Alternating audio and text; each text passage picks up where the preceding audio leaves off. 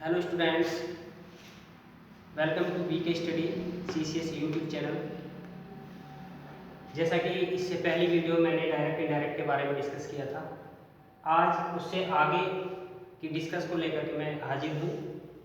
मैंने कहा था कि उस वीडियो में हम इनडायरेक्ट स्पीच को बदलने के नियम के बारे में बात करेंगे, जैसा कि आपको डिस्प्ले पर दिखाई भी दे रहा होगा। डायरेक्ट से इनडायरेक्ट स्पीच में बदलने के नियम। आज मैं मैक्सिमम 2 नियम के बारे में डिस्कस करूंगा। बारीकी से ध्यान से समझना है आपको सभी को, और उसको चाहे तो नोट भी करते रहना। नोट करना तो बहुत ज़रूरी चीज़ है। देखिए, मैं थोड़ी सी जनरल बात बता दूं डायरेक्ट से इनडायरेक्ट बनाने के लिए। डायरेक्ट क्या होता है, इनडायरेक्ट क्या होता है, वो तो मैंने पहले बता दिया था आपको पहली वीडियो में। अगर नहीं देखी वो वीडियो तो देख लेना, समझ जाओगे। अब बात आती है इसके नियम की। देखिए, इसके नियम को फॉलो करने से पहले, इसका क्या नियम होता है उसको याद करने से पहले थोड़ी सी समझ लेना, जो मैं आपको बहुत बारीकी से बताना चाहूँगा कि कैसे हम डायरेक्ट से इनडायरेक्ट स्पीच में सेंटेंस को ट्रांसलेट करते हैं, बदलते हैं, ट्रांसपेरेंट करते हैं। तो इस चीज़ को ज़रा ध्यान से समझना है। अब नियम के लिए क्या क्या चीज़ें जरूर होती है। देखो, आज मैं सबसे पहले बात करूँगा जो पहले नंबर पर है, वर्ब यानी क्रिया में परिवर्तन।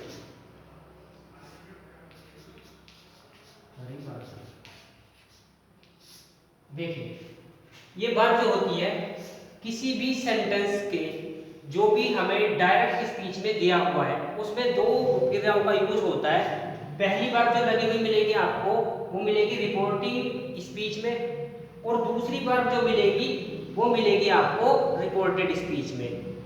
वो एक एग्जाम्पल लिख रहा हूँ, उस एग्जाम्पल को ध्यान से समझना, तब जाकर के आप जल्दी समझ जाओगे। वर्ब यानी क्रिया में परिवर्तन, यानी दोनों, जो रिपोर्टिंग स्पीच होती है उसकी क्रिया भी, और जो रिपोर्टेड स्पीच होती है उसकी क्रिया में भी कैसे चेंज करते हैं वो आपको देखना है। मैं एग्जाम्पल लिख रहा हूँ, देखिए।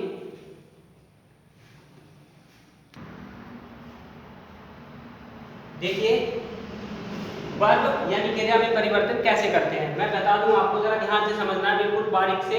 और वीडियो अगर जो है एक बार में समझ में नहीं आ रहा तो वीडियो को बार बार रिवाइज करके देखना, क्लियर हो जाएगा। देखिए, वर्ब में परिवर्तन, क्रिया में परिवर्तन, यानी 2 स्पीच है हमारी। ये दोनों स्पीच देखो, ये हो गई, यहां तक है हमारी रिपोर्टिंग स्पीच, और ये है हमारी रिपोर्टेड स्पीच। रिपोर्टेड स्पीच और रिपोर्टिंग स्पीच, इसमें तो हमारी ये वर्ब लगी हुई है, और इसमें ये वर्ब लगी हुई है, दोनों वर्ब्स हैं। अब इन वर्ब्स को परिवर्तन कैसे करना है हमें, नियम हमें ये देखना है, इस नियम को हमें समझना है कि इनमें चेंज कैसे करेंगे। तो इस नियम को मैं लिख दे रहा हूं, उस लिख करके उसके साथ में इसको सेंटेंस को चेंज करके दिखाऊंगा आपको, तब ध्यान से समझना है।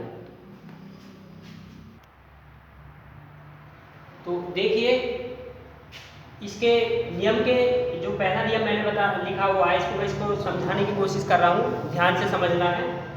जैसा कि पहले आपने देखा है कि हमारी जो बात चल रही है वो वर्ब में परिवर्तन, वीडियो में इसके शुरू में मैंने बताया क्रिया में परिवर्तन करना है। क्रिया में यानी दोनों स्पीच, रिपोर्टिंग स्पीच और रिपोर्टेड स्पीच में जो वर्ब लगी हुई है उसमें हमें परिवर्तन करना होता है। तो देखिए, फर्स्ट रूल क्या कहता है, पहला नियम, जब रिपोर्टिंग स्पीच की वर्ब, रिपोर्टिंग स्पीच कौन सी है हमारी, ये वाली, कोमे के बाहर वाली।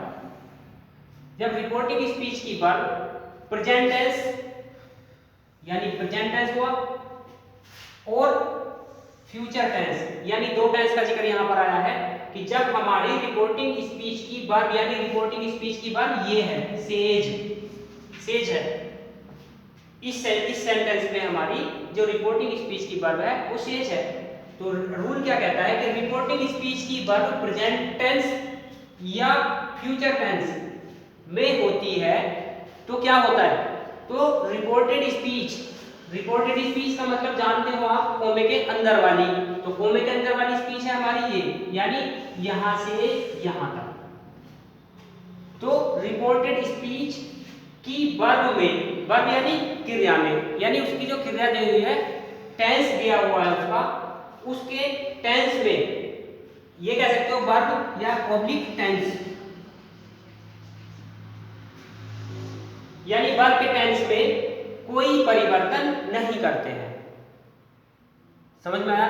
नहीं आया तो मैं फिर बता देता हूं। रिपोर्टिंग स्पीच की वर्ब यदि प्रेजेंट टेंस या फ्यूचर टेंस में होती है तो क्या होता है, रिपोर्टेड स्पीच यानी कोमे के अंदर वाली स्पीच की वर्ब या टेंस में कोई परिवर्तन नहीं करते हैं। अब देखिए एग्जांपल से समझ जाएंगे आप। हमने देखा नीता सेज, नीता कहती है, अब आगे क्या कहती है, I am going to school, मैं स्कूल जा रही हूं।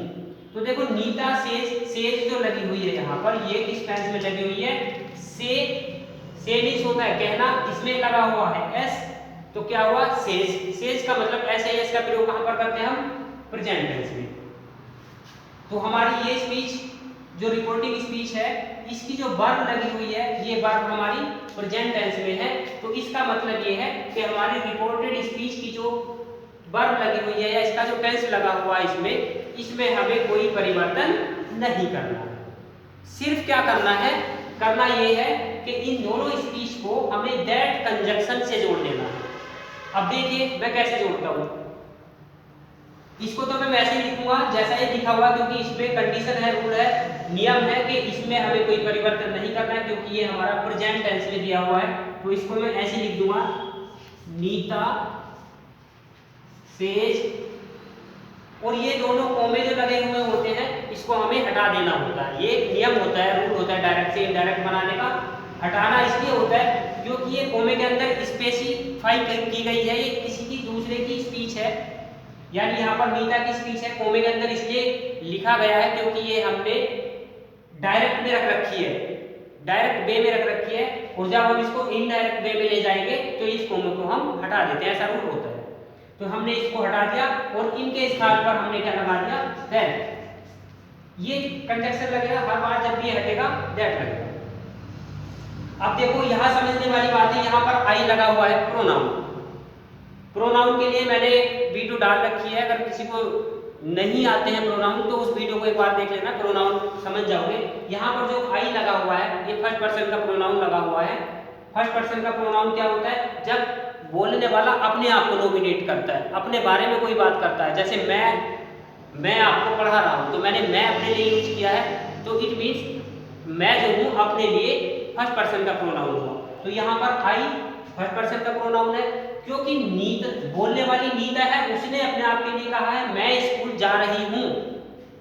तो जब मैं स्कूल जा रही हूँ तो इसका मतलब हमें ये पता है कि ये स्पीच नीता की है, स्कूल नीता जाने की बात कर रही है, तो उसने अपने लिए मैं का प्रयोग किया है। अब जब इसकी बात को हम बोलेंगे तो हम तो कह नहीं सकते अपने आप को मैं, क्योंकि नीता है, तो उसके लिए हमें दूसरा शब्द प्रयोग करना पड़ेगा, और दूसरा शब्द जो है हमारा ये मैं के स्थान पर हम वह का प्रयोग कर देंगे।